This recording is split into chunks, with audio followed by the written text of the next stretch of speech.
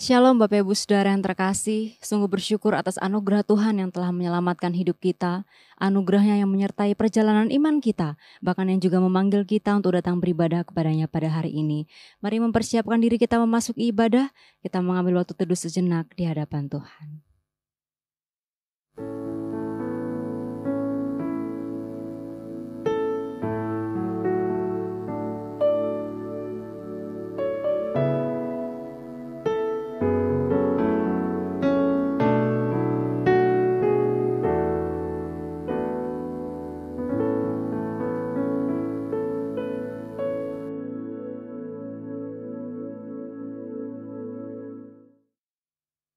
Saat teduh selesai, mari kita berdiri bersama-sama, kita menaikkan pujian dan hormat bagi Bapa Sorga.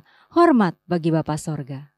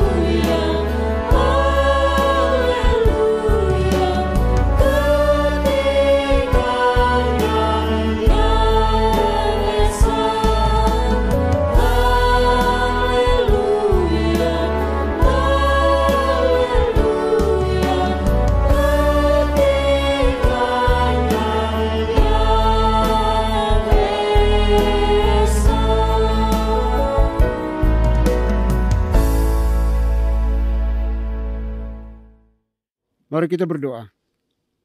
Pertolongan kita di dalam ibadah ini, biarlah jadi di dalam nama Bapa, di dalam nama Putra, dan di dalam nama Roh Kudus.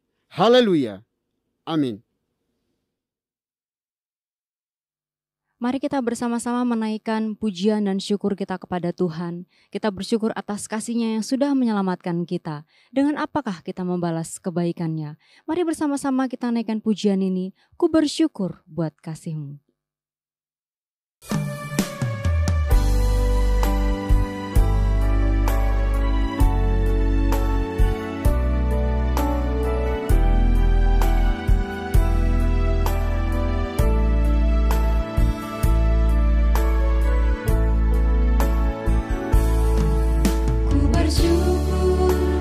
Kasih-Mu menyelamatkan hidupku, oh Yesus.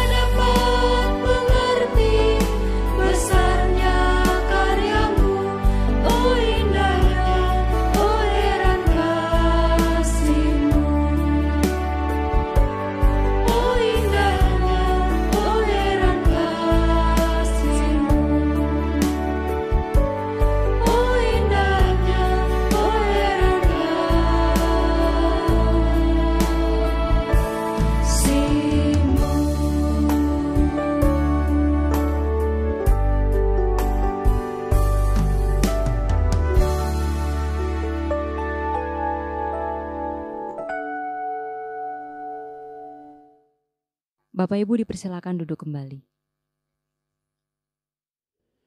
Baik Bapak Ibu, mari kita datang kepada Tuhan dengan rasa sesal dan juga dengan rasa malu dan dengan segala kerendahan hati kita. Mari kita mengakui akan dosa-dosa kita di hadapan Tuhan yang Maha Tahu. Mari kita berdoa.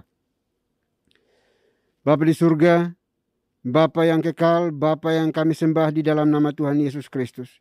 Terima kasih untuk hari ini. Kami masih diizinkan hidup dan bernapas sehingga kami boleh ada di dalam ibadah ini. Oleh itu sebelum jauh melangkah di dalam menyembah memuji Engkau hari ini, kami datang di hadapan-Mu memohon belas kasihan pengampunan yang datang daripada-Mu atas setiap dosa, kesalahan yang kami buat, kebobrokan, kenajisan, pemberontakan, ketidaksetiaan kami, kemunafikan kami di hadapan. Kami tahu yang benar, namun seringkali kami lalai melakukannya. Kami miss target dari apa yang Tuhan mau dalam hidup kami. Oleh itu kami mohon ya Bapa, ampuni kami, kasihani kami sebagai ciptaan yang terbatas, yang memohon belas kasihan-Mu ya Tuhan. Terima kasih Bapa, terima kasih Tuhan. Dosa kesalahan yang kami buat kepada orang tua kami, anak-anak kami, suami istri, pimpinan bawahan kami, rekan-rekan sepelayanan sekerja kami, orang-orang yang ada di sekitar kami, yang berrelasi dengan kami, dan kami telah menyakiti mereka. Terlebih kepadamu kami mohon, ampuni kami, kasihani kami. Jangan biarkan kami larut di dalam intimidasi iblis, bahwa kami orang-orang binasa, karena kami percaya bahwa Tuhan Yesus telah mati satu kali untuk selama-lamanya. Darahnya cukup dan mampu untuk menyucikan, menguduskan, mengampuni setiap dosa, kesalahan, kejahatan yang kami akui di hadapan. Terima kasih Bapa, terima kasih Tuhan. Ini doa kami, doa yang jauh dari sempurna. Kami serahkan ke dalam tangan kasih-Mu.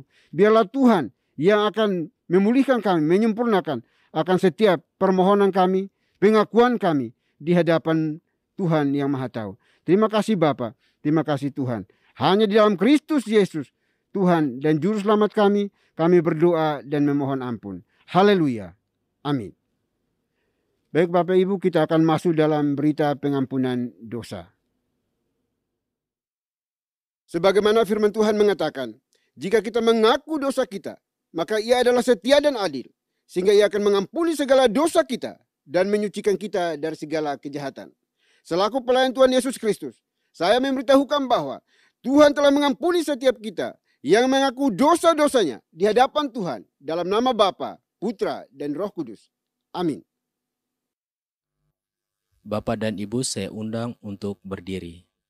Bersama dengan gereja-gereja segala abad dan sepanjang zaman, mari menyatakan komitmen iman dengan hati, lidah dan bibir kita dengan mengikrarkan pengakuan iman rasuli. Aku percaya kepada Tuhan, Bapa yang Maha Kuasa, Khalik langit dan bumi, dan kepada Yesus Kristus, Anaknya yang tunggal Tuhan kita, yang dikandung dari Roh Kudus, lahir dari anak darah Maria, yang menderita sengsara di bawah pemerintahan Pontius Pilatus, disalibkan, mati dan dikuburkan, turun ke dalam kerajaan maut. Pada hari yang ketiga bangkit pula dari antara orang mati, naik ke sorga, duduk di sebelah kanan Tuhan, Bapa yang Maha Kuasa. Dan dari sana Ia akan datang untuk menghakimi orang yang hidup dan yang mati. Aku percaya kepada Roh Kudus, gereja yang kudus dan am, persekutuan orang kudus, pengampunan dosa, kebangkitan tubuh, dan hidup yang kekal. Amin. Bapak dan Ibu dipersilahkan duduk kembali. Tiada berkesudahan kasih setia Tuhan, selalu baru rahmat-Nya bagi kita semua.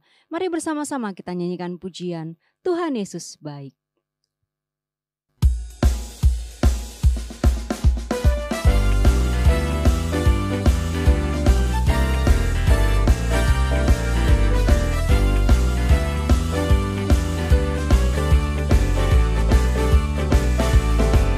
Tiada berkesudahan kasih setiamu Tuhan, selalu baru rahmat-Mu bagiku.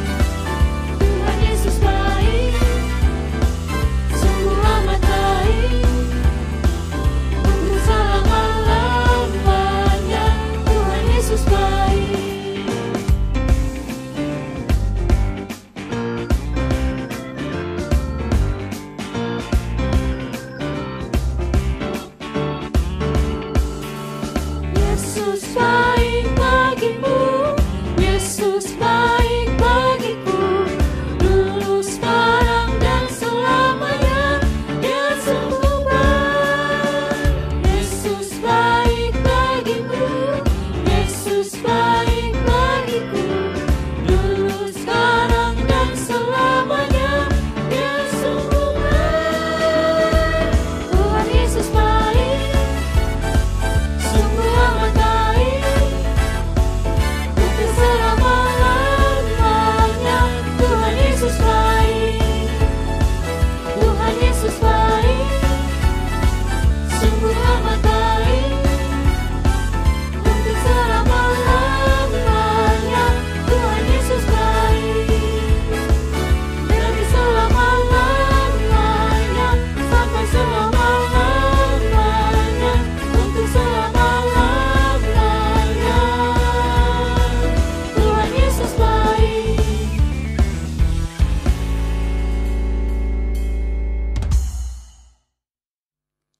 Shalom Bapak dan Ibu yang terkasih dalam nama Tuhan kita Yesus Kristus. Saya mengundang untuk berdiri. Saya akan membawakan mazmur Tuhan yang diambil dari nomor 55, ayat 3 sampai dengan 9 dan ayat 23. Perhatikanlah aku dan jawablah aku. Aku mengembara dan menangis karena cemas. Karena teriakan musuh, karena aniaya orang fasik, sebab mereka menimpakan kemalangan kepadaku, dan dengan geramnya mereka memusuhi aku. Hatiku gelisah, kengerian maut telah menimpa aku. Aku dirundung takut dan gentar, perasaan seram meliputi aku. Pikirku, sekiranya aku diberi sayap seperti merpati, aku akan terbang dan mencari tempat yang tenang. Bahkan aku akan lari jauh-jauh dan bermalam di padang gurun. Aku akan segera mencari tempat perlindungan terhadap angin ribut dan badai. Serahkanlah khawatirmu kepada Tuhan, maka Ia akan memelihara engkau. Tidak untuk selama-lamanya dibiarkannya orang benar itu goyah. Demikianlah mazmur Tuhan. Haleluya. Amin. Bapak dan Ibu dipersilakan untuk duduk kembali. Bapak Ibu Saudara sekalian, mari kita mempersiapkan hati kita bagi pemberitaan firman Tuhan. Bersama-sama kita nyanyikan pujian, Ya Tuhan, ku percaya.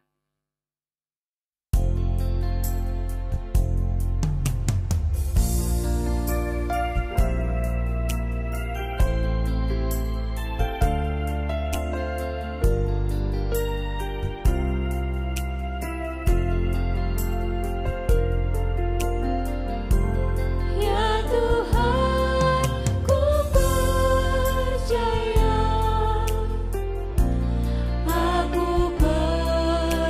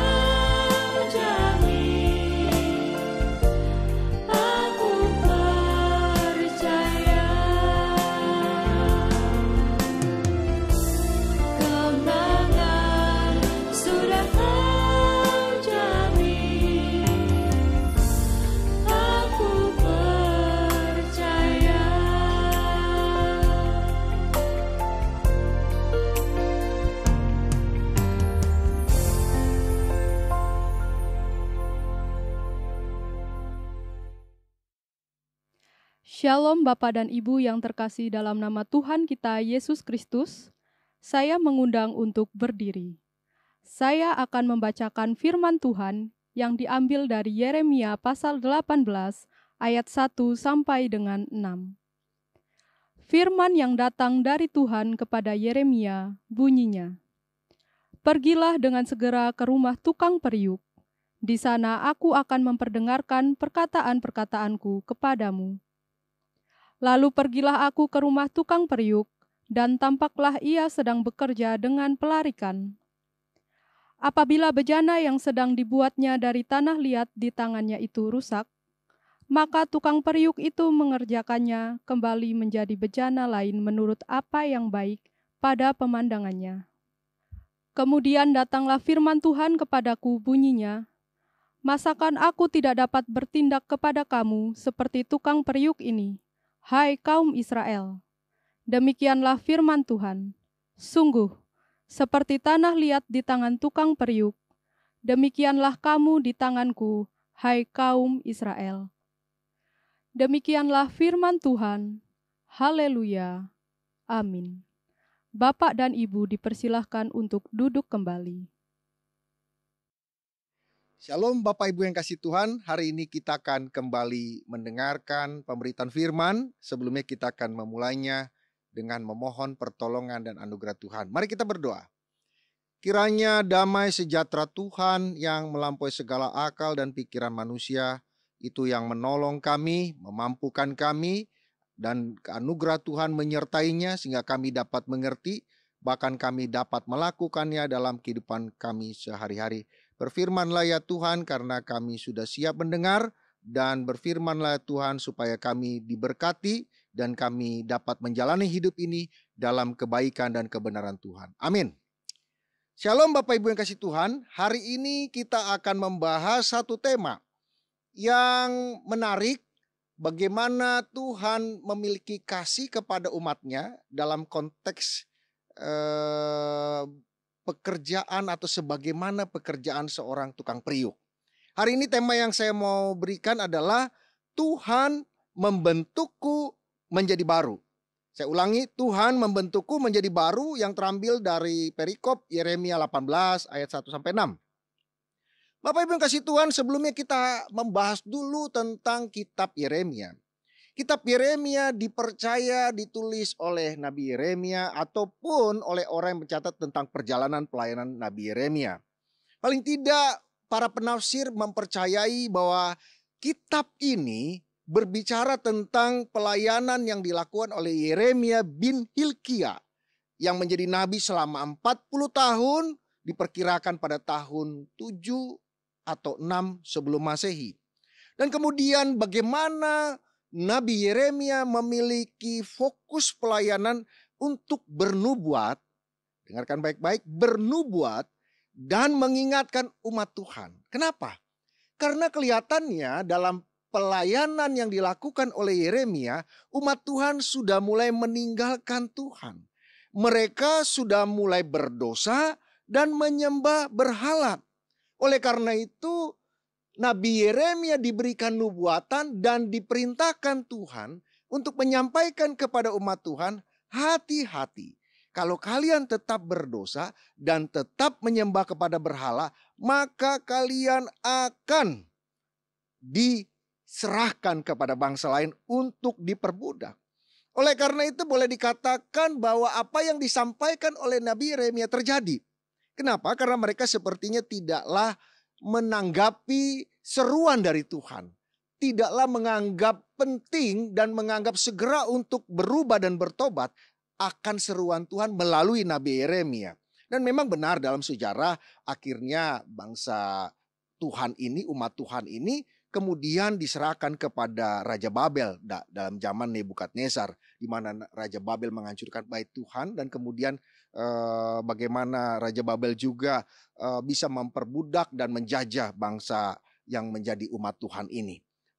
Kita masuk ke dalam bagian berikutnya. Ternyata ketika Nabi Yeremia diperintahkan Tuhan untuk menyampaikan berita tentang penghakiman dan penghukuman dari Tuhan itu, bangsa ini tidaklah segera untuk bertobat.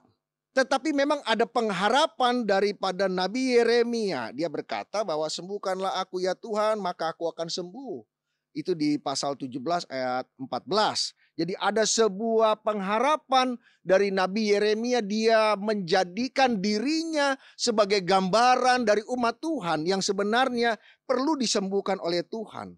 Dan kemudian dia berkata, sembuhkanlah aku ya Tuhan, maka aku akan sembuh. Ini merupakan bagian sebelum pasal 18 yang berbicara tentang tukang periuk dan janji Tuhan untuk memperbaiki dan menolong umat Tuhan. Kemudian kita masuk ke bagian kedua. Bagaimana kita akan belajar beberapa hal penting tentang berita pasal 18 ayat 1 sampai 6. Pertama, menariknya ketika Yeremia sudah menyatakan sembuhkanlah aku ya Tuhan maka aku akan sembuh sebagai gambaran seruan dari umat Tuhan yang sebenarnya perlu disembuhkan dan perlu ditolong oleh Tuhan, maka jawaban Tuhan sungguh menarik. Dia berkata begini pada pasal yang 18 ayat yang pertama. Dia firman Tuhan kepada Yeremia bunyinya, pergilah dengan segera ke rumah tukang periuk. Di sana aku akan memperdengarkan perkataan-perkataanku kepadamu. Wah, ini lucu sekali. Lucu dalam pengertian kok dia berseru kepada Tuhan supaya Tuhan menolong. Tapi Tuhan gak jawab langsung. Justru Yeremia disuruh datang ke rumah tukang periuk. Di sanalah kata Tuhan, aku akan memperdengarkan suaraku. Gitu. Nah, tetapi saya akan bergerak dari poin demi poin supaya kita lebih gampang menanggapinya dan mengerti isi daripada firman Tuhan. Pertama, kita akan menangkap bahwa ada berita di sana dari pasal 18 tadi bahwa bejana yang rusak itu akan dibentuk menjadi bejana yang lain. Itu bisa dibaca di pasal 18 ayat 4b. Ternyata ketika Yeremia datang ke tukang periuk, di sana tukang periuk sedang membuat penjunan dan membentuk kembali penjunan yang terasa sedang rusak di dalam pelarikan. Pelarikan itu tempat bagaimana membentuk semacam tabung, semacam tong, gentong gitu ya, atau penjunan begitu ya. Penjunan itu artinya tempat menaruh air. Dan kemudian Yeremia melihat bahwa penjunan yang dibuat oleh tukang periuk itu ternyata sedang rusak dan diperbaiki. Dan sepertinya Yeremia diberikan hikmat oleh Tuhan untuk menyampaikan kepada umat Tuhan bahwa umat Tuhan itu seperti penjunan yang sedang rusak. Umat Tuhan yang berdosa dan menyembah berhala itu di hadapan Tuhan seperti bejana yang sedang rusak di hadapan Tuhan. Ini menarik sekali dalam pemahaman teologis bahwa sebenarnya dalam pemahaman yang disampaikan oleh Nabi Yeremia kepada umat Tuhan bahwa sebenarnya umat Tuhan di hadapan Tuhan itu semacam bejana saja, bejana tanah liat yang rusak. Dalam pengertian apa? Begini, sebenarnya Tuhan ingin mengingatkan kembali kepada umat Tuhan. Jangan engkau merasa hebat. Jangan engkau merasa begitu mampu menghadapi kehidupan. Karena sebenarnya engkau hanyalah tanah liat yang dihembuskan nafas oleh Tuhan. Jadi nilaimu sebenarnya adalah nilai karena ada hembusan roh kehidupan yang dari Tuhan. Engkau itu hanyalah seonggok tanah liat yang tidak punya arti apa-apa. Oleh karena itu, engkau tidak boleh sombong. Engkau tidak boleh bermegah. Engkau tidak boleh mengandalkan kemampuan manusia. Itu ada dalam pasal 17 ayat yang kelima. Bahwa Tuhan mengatakan terkutuklah orang yang mengandalkan manusia atau mengandalkan kekuatannya sendiri. Nanti bisa baca di dalam pasal 17 ayat yang kelima. Tetapi diberkatilah orang yang mengandalkan Tuhan. Bisa dibaca dalam pasal 17 ayat yang ketujuh. Sebenarnya Tuhan ingin mengingatkan kembali, hai umatku, jangan engkau pernah merasa sombong. Justru karena ketika engkau mengatakan aku mampu mengandalkan kekuatanku, engkau itu sudah meninggalkan Tuhan dan menghina karya Tuhan. menghina anugerah Tuhan, menghina semua kebaikan Tuhan, bahkan menghina semua mukjizat yang Tuhan kerjakan dalam hidupmu sebagai seonggok tanah yang sebenarnya tidak punya nilai apa-apa. Bayangkan tanah apa sih nilainya, nggak ada nilai apa-apa. Yang paling tinggi juga adalah tempat orang berjalan dan diinjak-injak orang. Tetapi karena ada hembusan napas kehidupan yang dari Tuhan, di mana Tuhan menghembuskan nafas yang memberi hidup itu. Di mana dalam nafas dan kehidupan itu ada kekuatan, ada kompetensi, ada capability, ada semua kebaikan-kebaikan, ada skill juga di sana. Semua diberikan dalam hembusan itu. Maka harusnya engkau tidak boleh sombong, tidak boleh bermegah. Karena engkau ketika bermegah akan mendapatkan kutuk dari Tuhan atau murkanya Tuhan. Oleh karena itu ketika Yeremia diminta Tuhan datang ke tempat pembuat bejana, maka dia diminta Tuhan untuk menyampaikan pesan kepada umat Tuhan bahwa mereka hanyalah tanah liat. Itu satu. Tetapi yang lebih mengerikan lagi dari peristiwa yang disaksikan oleh Yeremia ketika tukang bejana itu sedang membuat bejana, yang sedang dikerjakan adalah bejana yang rusak. Artinya engkau itu umat Tuhan sudah sebenarnya tidak ada nilainya, kemudian sudah dibentuk oleh Tuhan. Tapi engkau sekarang ini sedang rusak. Tidak ada fungsi apa-apa. Kalaupun diisi air bejana itu, pasti akan bocor. Sehingga bejana-bejana ini akan dibuang orang. Tidak dipergunakan orang. Tidak berfungsi sebagaimana mestinya. Tidak bernilai apa-apa. Karena itu Yeremia diminta Tuhan dengan bahasa yang baik, yaitu bahasa analogi. Bagaimana Tuhan mengajak, memerintahkan Yeremia untuk melihat kepada seorang tukang bejana supaya disampaikan kepada umat Tuhan. Engkau itu tanah liat, kemudian sudah dibentuk Tuhan, sudah dibuat bagus-bagus oleh Tuhan, tapi engkau merusak dirimu sendiri. Dan sekarang engkau tidak punya nilai apa-apa. Tidak punya nilai di hadapan Tuhan dan tidak punya nilai juga di hadapan manusia. Tidak punya fungsi apa-apa. Kenapa? Karena di hadapan Tuhan engkau sudah rusak. Kedua, di hadapan manusia juga tidak berfungsi apa-apa, sudah rusak. Kalaupun dituang air juga akan keluar dan tidak berfungsi sebagaimana mestinya. Oleh karena itu, kita yang menjadi umat Tuhan, setiap kali kita berdosa, setiap kali kita mengandalkan diri kita, ketika ego kita naik ke atas, menjulang tinggi dan mengalahkan penghormatan kepada Tuhan, maka ingat baik-baik, kita sedang merusak citra diri Tuhan, citra diri ilahi dalam diri kita. Maka saat itu kita tidak bernilai apa-apa di hadapan Tuhan dan di hadapan manusia. Mari kembali umat Tuhan. Dengan begitu lantang dan halusnya Nabi Yeremia, sebenarnya dengan bahasa yang disampaikan dengan cerita gambaran daripada tukang bejana tadi, itu sudah sangat halus untuk disampaikan kepada umat Tuhan. Tetapi tidak mengurangi esensi beritanya bahwa umat Tuhan sebenarnya tidak punya nilai apa-apa, tetapi dibentuk Tuhan sehingga memiliki nilai dan fungsi, tetapi sekarang rusak. Kenapa? Karena mereka meninggalkan Tuhan. Mari umat Tuhan, siapapun engkau adanya, engkau berbalik kepada Tuhan. Jangan keraskan hati. Jangan berkata, enggak, aku masih mampu. Ingat, semakin engkau bersikeras, engkau akan mendapatkan murka Tuhan. Yang tadi pasal 17 ayat ke-5. Tetapi orang yang diberkati Tuhan dan mengandalkan Tuhan akan diberkati Tuhan. Itu pasal 17 ayat 7. Tetapi orang yang mengandalkan kekuatannya sendiri akan dikutuk. Pasal 17 ayat ke-5. Ingat baik-baik itu. Mari cepat berbalik.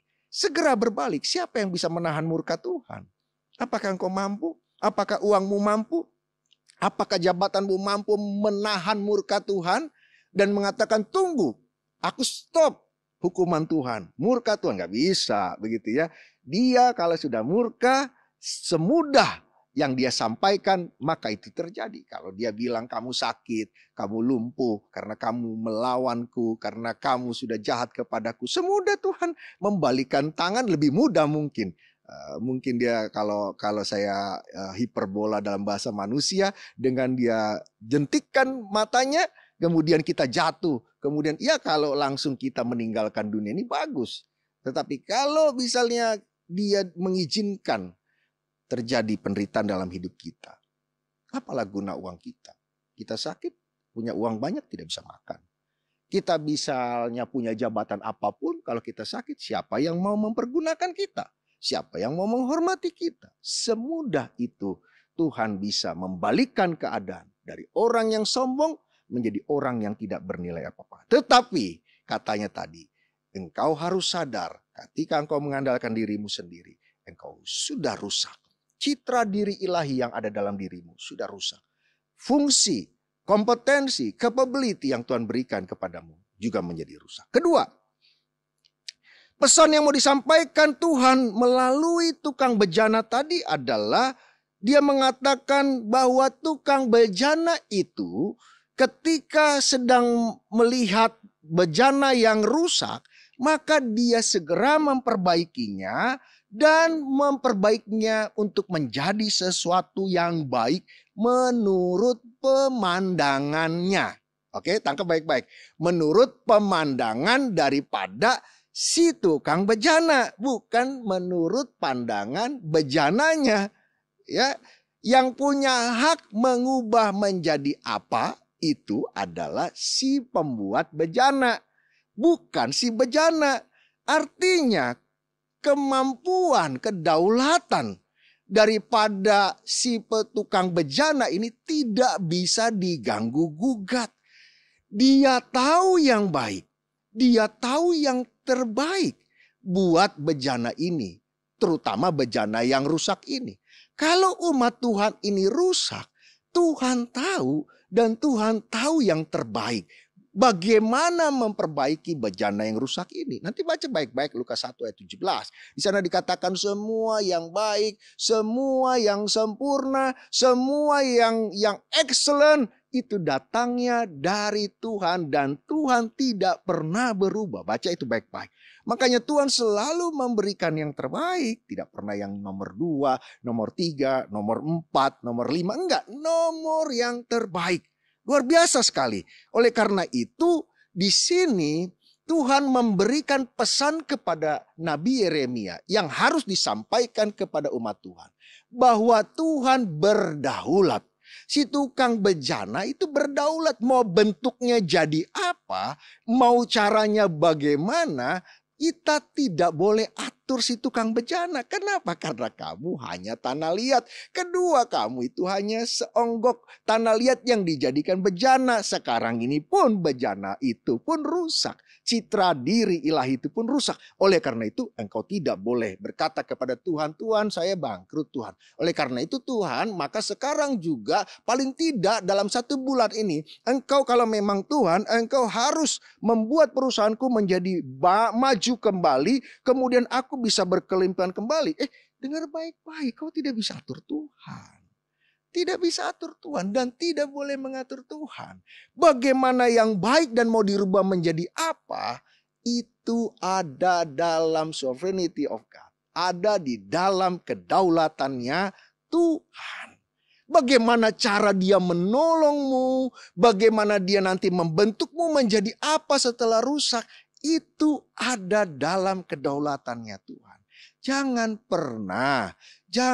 pernah kita mengatur Tuhan, mengajari Tuhan. Kemudian kita mengancam-ancam Tuhan. Tuhan harus begini Tuhan, Tuhan harus begini. Soalnya anak-anak muda sekarang kan, kemudian berpacaran, kemudian tiba-tiba putus. Mungkin gak tahu ada masalah apa dan apa. Kemudian kita berdoa sama Tuhan. Tuhan, kalau memang engkau ada Tuhan, kembalikan dia kepadaku. Dan biarkan dia meminta maaf kepadaku. Bahkan kalau perlu dia meminta-minta ampun, memohon-mohon kepadaku untuk kembali kepadaku. Diatur Tuhan. Belum tentu apa yang ada di hatimu sama dengan apa yang baik dalam pemandangannya Tuhan. Apa yang baik dari si bejana belum tentu merupakan sesuatu pemandangan yang baik dari si tukang bejana. Itu tangkap baik-baik dulu. Dan kedaulatan itu ada di dalam tukang bejana, bukan si bejana. Mungkin saja Tuhan tetap membiarkan pacarnya tadi itu pergi. Kenapa? Mungkin ada nanti yang lebih baik, orang yang lebih lembut, orang yang lebih jujur, yang tidak menipu dirimu dengan selingkuh demi selingkuh demi selingkuh. Jangan dulu berkata dan mengatur Tuhan, Tuhan ini adalah cowokku yang terbaik, maka kembalikan dia kepadaku walaupun dia selingkuh. Tunggu dulu. Mungkin Tuhan sedang menyediakan seorang pria atau seorang wanita yang jauh lebih mulia, jauh lebih indah, yang bisa membawamu dekat dengan Tuhan. Yang mungkin saja dia itu sedang dipersiapkan Tuhan. Yang penting kita mau menunggu waktu Tuhan. Kita tidak boleh tidak sabar.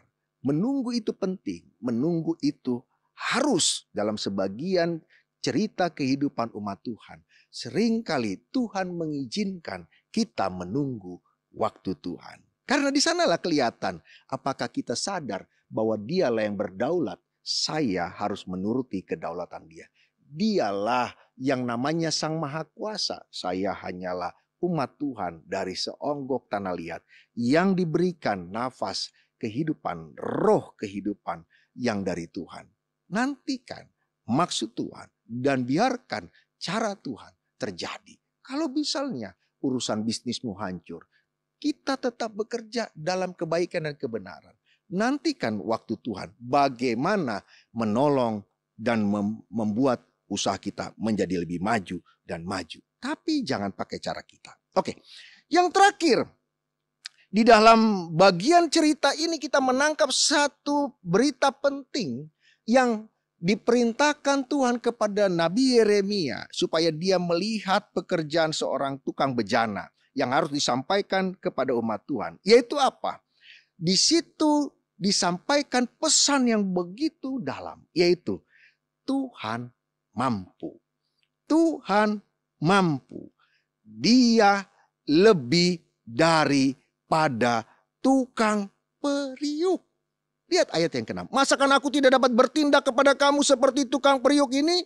Hai kaum Israel, demikianlah firman Tuhan. Sungguh seperti tanah liat di tangan tukang periuk, demikianlah kamu di tanganku, hai kaum Israel. Dengar baik-baik, Tuhan itu lebih mampu, lebih hebat, lebih dahsyat, lebih luar biasa, lebih dari segala-galanya. Kalau tukang periuk bisa memperbaiki bejana yang di tangan yang rusak itu, Tuhan lebih dari segala-galanya. Apa yang tidak mungkin, Tuhan bisa menjadikan mungkin. Apa yang tidak bisa dilakukan oleh manusia, dikatakan tidak logik, tidak mungkin, mustahil. Bagi Tuhan itu semua mustahil. Kalau kamu sakit, kata orang tidak mungkin sembuh. Kata orang, kata dokter tidak mungkin sembuh. Kalau Tuhan mau, pasti sembuh. Kalaupun usaha kita hancur, kata orang, sudahlah tamat ceritamu tentang bisnis. Ceritamu tentang semua usahamu sudah tamat. Tapi kalau Tuhan bilang tidak, dan kemudian tumbuh yang baru dan yang lebih hebat, tidak ada yang mustahil.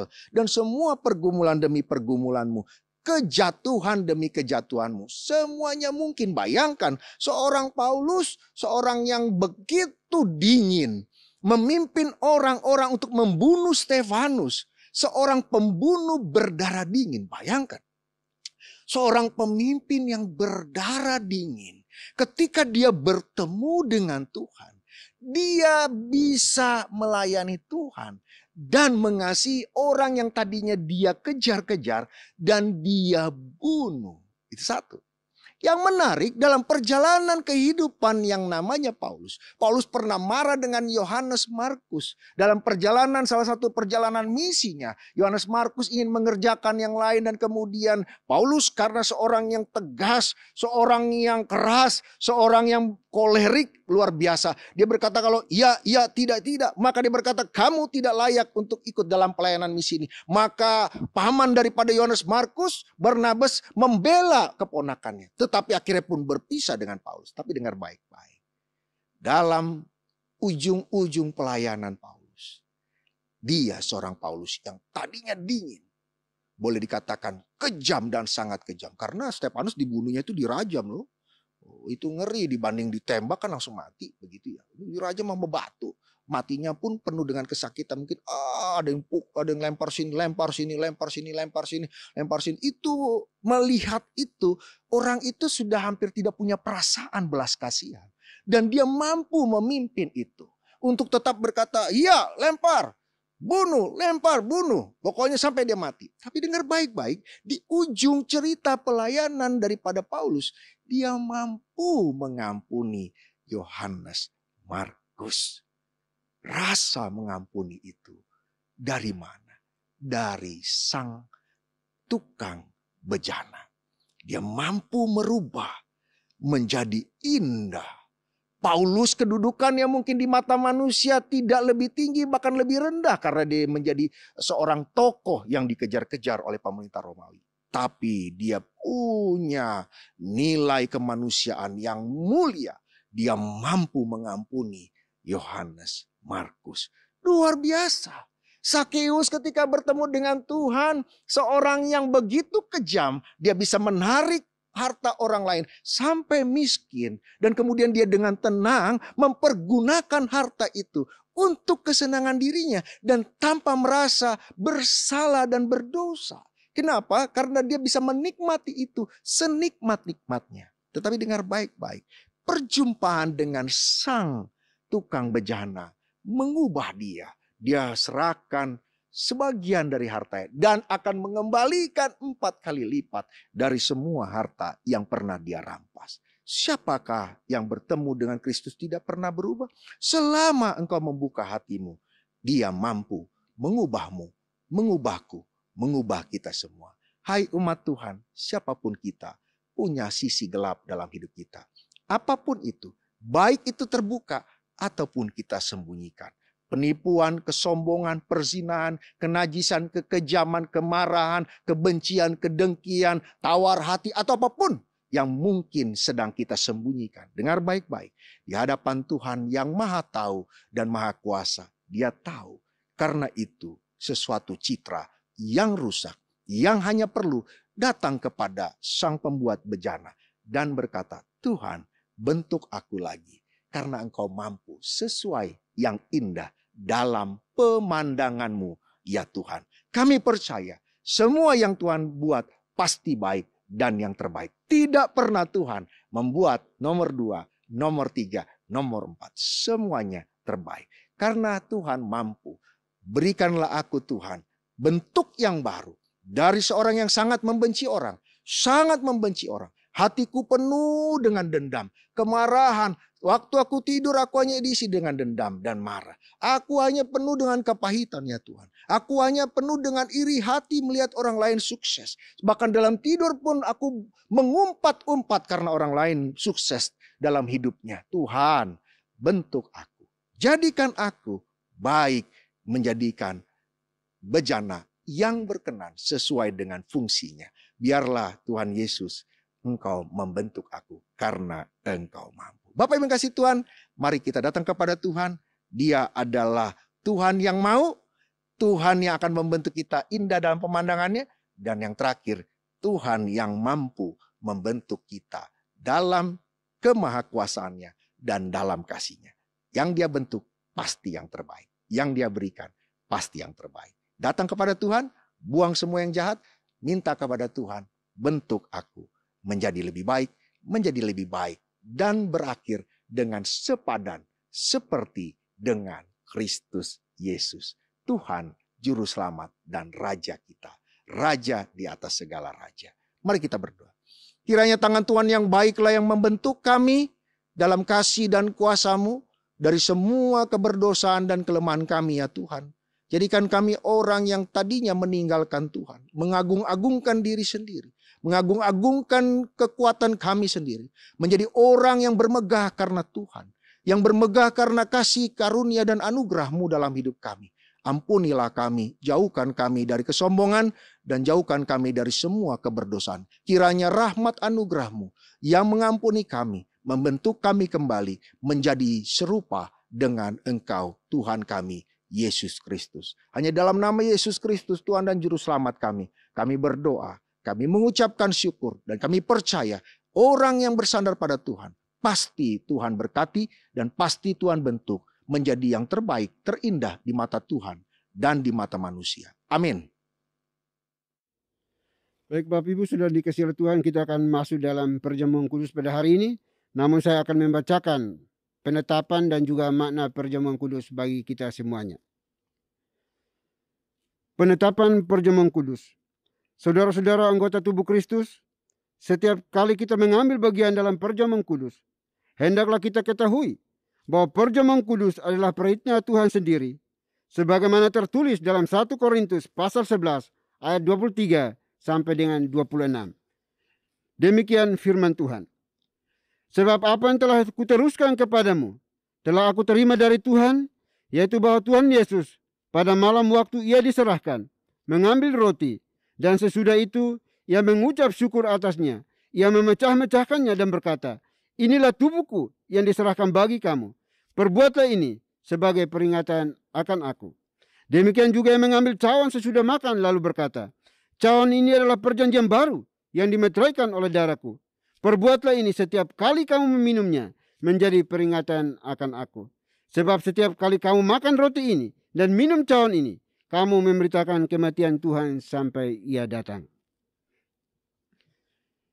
Makna perjamuan kudus. Saudara-saudara anggota tubuh Kristus, setiap kali kita makan roti dan minum air anggur pada perjamuan kudus, kita menerima itu selaku tanda dan meterai dari kasih setia Kristus kepada kita. Kita mendapatkan kepastian di dalam iman bahwa ia telah menyerahkan tubuhnya dipaku pada kayu salib dan menumpahkan darahnya supaya jiwa kita yang lapar dan dahaga dikenyangkan dan disegarkan akan memperoleh hidup yang kekal. Tuhan Yesus telah mendapat luka-luka oleh sebab kesalahan kita. Ia telah dihancurkan oleh sebab kejahatan kita. Oleh bilur-bilurnya maka kita sembuh. Ia telah disiksa agar kita terlepas dari penderitaan. Ia telah terkutuk supaya kita terlepas dari laknat Tuhan. Ia telah direndahkan supaya kita ditinggikan. Ia telah ditinggalkan supaya kita tidak pernah ditinggalkan. Baik Bapak Ibu, saudara dikasihi Tuhan, meja perjamuan ada di hadapan kita, tetapi kiranya mata hati kita tidak tertuju kepada roti dan anggur yang ada, melainkan fokuskan kepada Tuhan kita Yesus Kristus. Perjamuan kudus hari ini pun hanya diperuntukkan bagi mereka yang telah mengaku percaya dan telah mengikuti CD baru yang diperkenankan untuk mengambil bagian di dalam perjamuan kudus ini.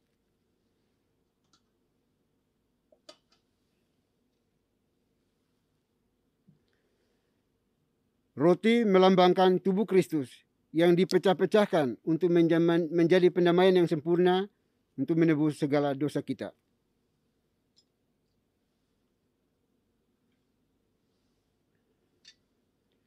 Anggur melambangkan darah Kristus yang ditumpahkan untuk menjadi pendamaian yang sempurna yang menebus segala dosa kita.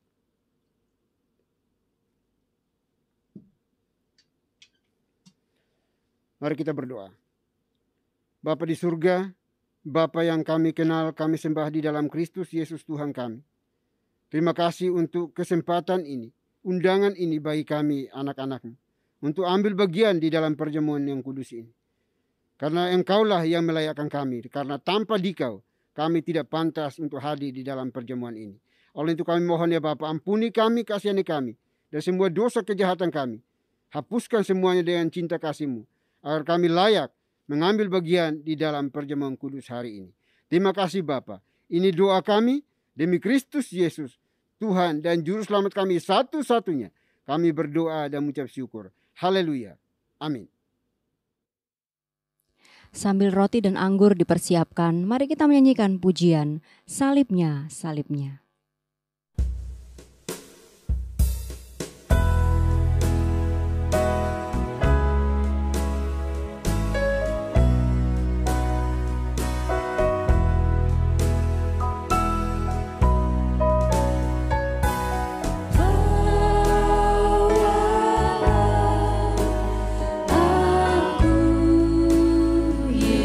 Yesus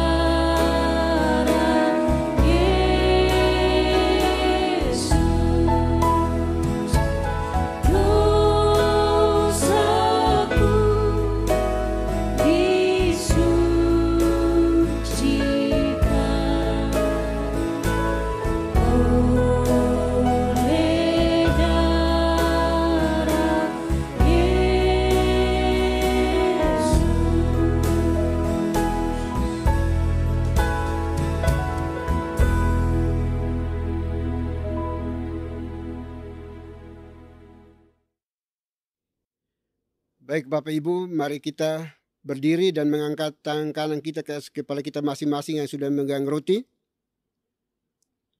Roti yang dipecah-pecahkan ini adalah tanda persekutuan dengan tubuh Kristus.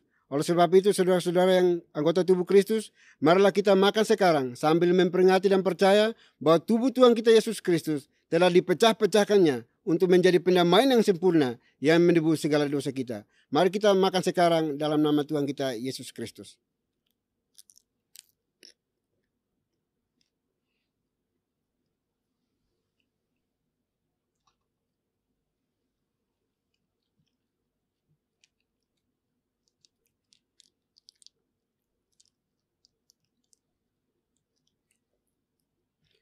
Kembali kita mengangkat tangan kanan kita ke kepala kita masing-masing yang telah memegang anggur. Cawan minum yang kita pakai untuk mengucap syukur ini adalah tanda persekutuan dengan darah Kristus. Oleh sebab itu, saudara-saudara anggota tubuh Kristus, marilah kita minum sekarang sambil memperingati dan percaya bahwa darah Tuhan kita Yesus Kristus telah dicurahkannya untuk menjadi pendamaian yang sempurna yang menebus segala dosa kita. Mari kita minum sekarang dalam nama Tuhan kita Yesus Kristus.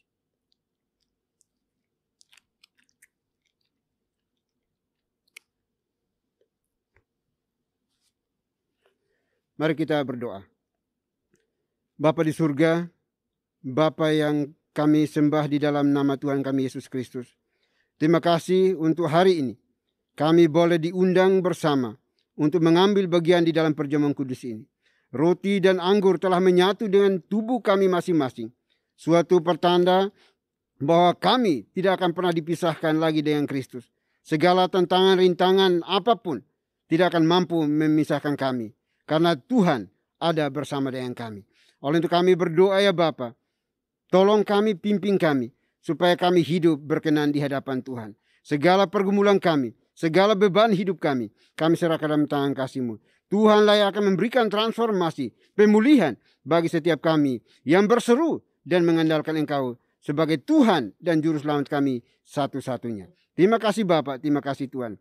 Ini doa ucapan syukur kami di dalam perjamuan kudus ini. Demi Kristus Yesus, Tuhan dan Juru Selamat kami satu-satunya, kami berdoa dan mengucap syukur. Haleluya. Amin. Tuhan telah memberikan segala yang terbaik bagi kita. Hari ini kita juga diberikan kesempatan untuk memberikan yang terbaik bagi Tuhan melalui persembahan. Persembahan dapat diberikan melalui nomor rekening atau QR yang tertera di layar atas nama Yayasan Moria.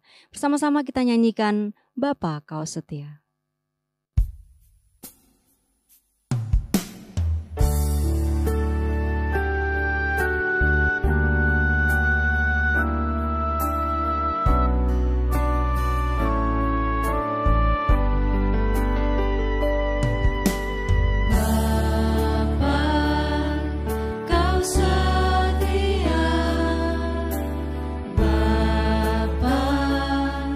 Kau mulia.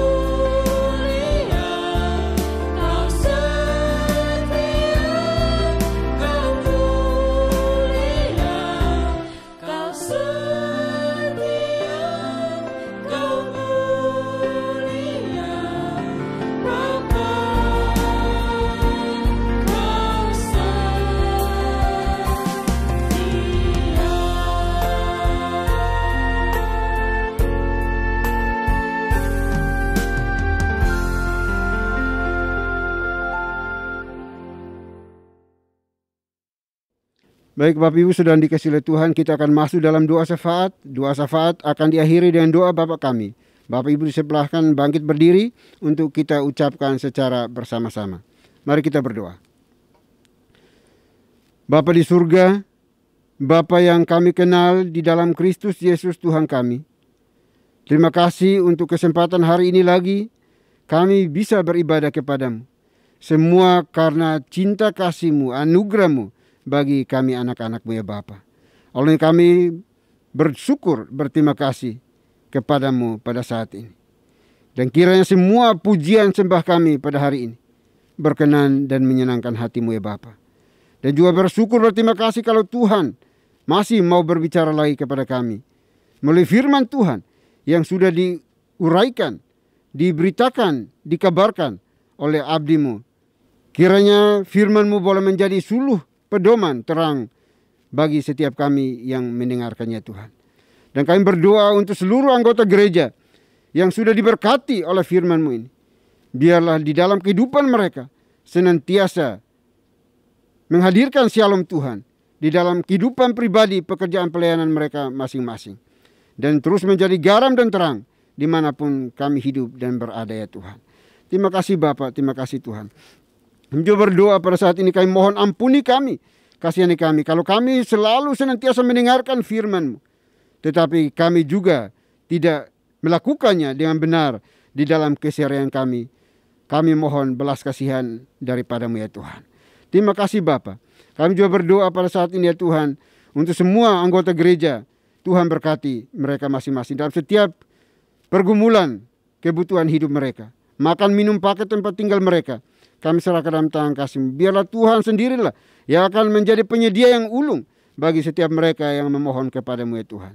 Kami juga berdoa bagi mereka yang mengalami kelemahan fisik di dalam kehidupan mereka. Tuhan, Engkau tolong mereka. Pulihkan, sembuhkan dengan cara-Mu ya Tuhan. Baik yang ada di hospital atau di rumah mereka masing-masing hari ini. Kami percaya bahwa Tuhan, Engkau maha hadir, maha tahu, maha kuasa untuk melawat mereka dan memberikan pemulihan bagi mereka. Terima kasih Tuhan. Berdoa juga untuk setiap keluarga rumah tangga yang ada. Dalam relasi keluarga ini Tuhan berkati. Suami, istri, anak-anak. Biarlah Engkau sendiri hadir untuk memberikan damai sejahtera, shalom Tuhan bagi mereka. Agar mereka hidup berkenan di hadapan Tuhan. Terima kasih Bapa, terima kasih Tuhan. Kami juga berdoa bersyukur pada hari ini ya Bapa. Kiranya apapun yang kami lakukan berkenan kepada-Mu ya Tuhan. Dan kami juga berdoa bersyukur untuk perjamuan kudus yang Tuhan izinkan bagi kami hari ini. Untuk kami dapat mengikutinya. Itu karena anugerah-Mu ya Tuhan. Karena cinta-Mu ya Tuhan bagi kami. Biarlah kami terus mengenang, mengingat akan kebaikan Tuhan. Cinta Tuhan akan kami anak-anak-Mu. Bahwa Engkau mengorbankan diri-Mu sendiri. Mati di atas kayu salib. Untuk menebus dosa-dosa kami ya Bapa. Terima kasih Tuhan, terima kasih Bapa. Kami berdoa untuk seluruh pengurus gereja juga Tuhan berkati kami. Biarlah kami boleh satu hati untuk melayani pekerjaan pelayanan Tuhan melalui gereja ini. Dan tidak mencari reputasi pribadi, memiliki motivasi pribadi. Tetapi motivasi kami hanya untuk memuliakan Tuhan di dalam setiap pekerjaan pelayanan yang Tuhan anugerahkan bagi kami semuanya. Terima kasih Bapa, terima kasih Tuhan. Kami juga berdoa untuk Yayasan Moria juga Tuhan berkati yayasan yang terus mensupport kami di dalam setiap pelayanan yang ada, baik di kesehatan, pendidikan, pelayanan, sosial dan sebagainya. Tuhan berkati mereka. Apapun yang telah mereka kurbankan bagi kami, Tuhan Engkau balas kepada mereka berlipat kali ganda. Apapun yang mereka kerjakan, Tuhan buat menjadi berhasil. Terima kasih Tuhan. Berdoa juga untuk bangsa dan negara kami. Tuhan berkati bangsa kami. Pulihkan bangsa kami dari berbagai tekanan yang ada terjadi saat ini, baik itu ekonomi, sosial, agama, budaya, dan sebagainya. Pendidikan, kesehatan, kami serahkan dalam tangan kasih-Mu Tuhan berkati.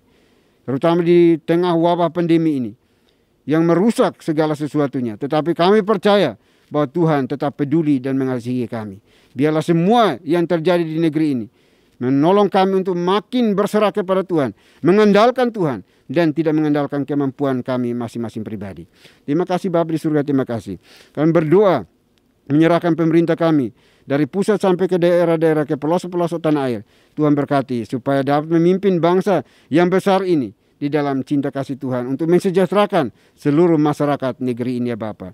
Dan kiranya Tuhan juga proteksi bangsa kami dari orang-orang jahat dari luar negeri maupun dari dalam negeri. Orang-orang yang berusaha untuk menghancurkan kesatuan negara ini, kami serahkan dalam tangan kasih Tuhan, berurusan dengan mereka dan memberikan kemenangan dalam bangsa dan negara kami, sehingga bangsa ini terus eksis oleh karena Tuhan mengasihi bangsa ini. Terima kasih Bapa di surga, terima kasih. Ini doa kami ya Bapa, doa yang jauh dari sempurna. Kami akan sempurnakan dengan doa yang telah Tuhan Yesus ajarkan kepada kami. Demikian. Bapa kami yang di surga, dikuduskanlah namamu.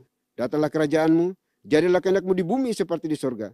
Berikanlah kami pada hari ini makanan kami yang secukupnya, dan ampunilah kami akan kesalahan kami, seperti kami juga mengampuni orang yang bersalah kepada kami. Dan janganlah membawa kami ke dalam pencobaan, tetapi lepaskanlah kami daripada yang jahat. Karena Engkau yang punya kerajaan, dan kuasa, dan kemuliaan, sampai selama-lamanya. Amin. Masih tetap berdiri, kita akan bersama-sama membaca nats pedoman hidup baru yang terambil dari Mazmur nomor 5, ayat 8 sampai dengan 9, pada hitungan yang ketiga. 1, 2, 3. Tetapi aku berkat kasih setiamu yang besar, aku akan masuk ke dalam rumahmu, sujud menyembah ke arah bait-Mu yang kudus dengan takut akan Engkau. Tuhan, tuntunlah aku dalam keadilan-Mu, karena seteruku, ratakanlah jalan-Mu di depanku. Doksologi. Puji Tuhan sumber berkah, puji Dia seluruh makhluk, puji Dia seluruh sorga, Bapa, Anak, Roh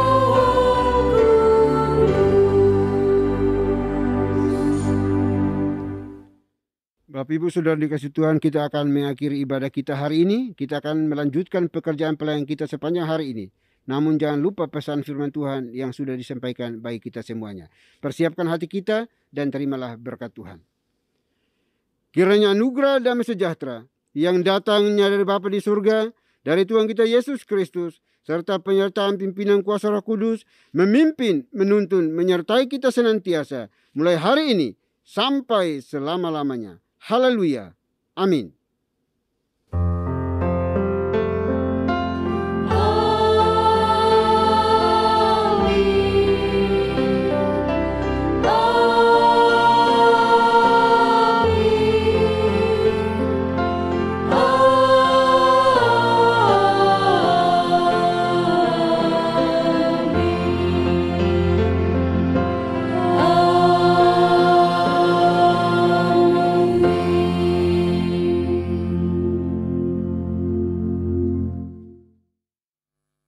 Bapak Ibu Saudara sekalian, ibadah hari ini telah selesai. Bapak Ibu dipersilakan duduk kembali dan mengambil saat teduh. Tuhan Yesus memberkati.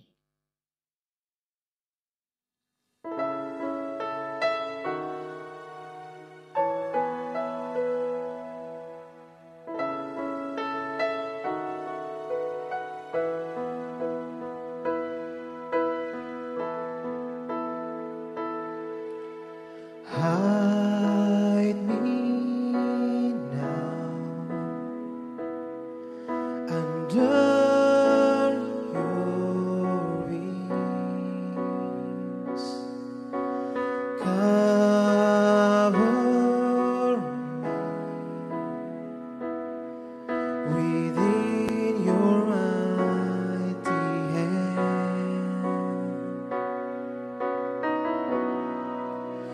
When the ocean rise and thunders roar, I will soar with you above the storm. Father, you are king over the flood. I will be still, know you are God.